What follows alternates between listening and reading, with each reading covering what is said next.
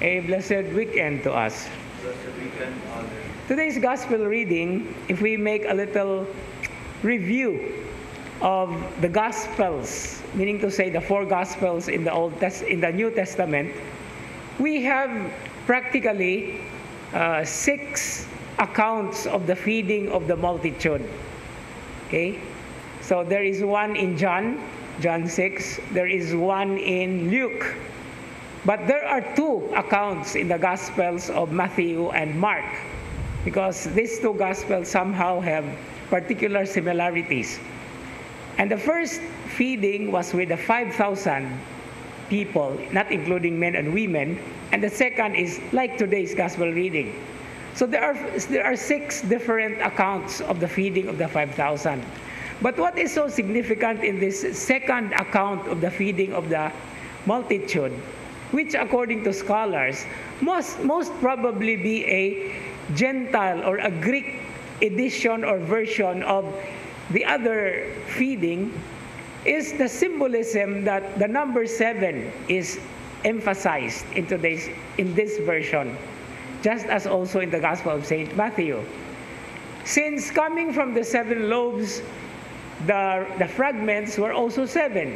Unlike the first version, there were 12.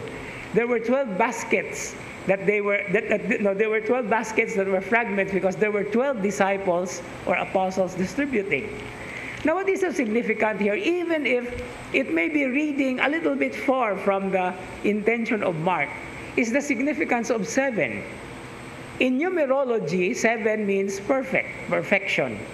But in our Christian perspective, especially our Catholic tradition, 7 would somehow represent the 7 sacraments. That it is in this feeding of the multitude that the 7 represents God or the Lord's constant feeding and provision, or what we call providence.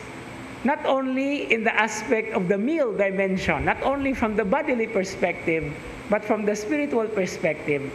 And these 7 represent somehow the 7 sacraments, that God continues to nourish us, to provide us with His presence, with His providence, from birth to death.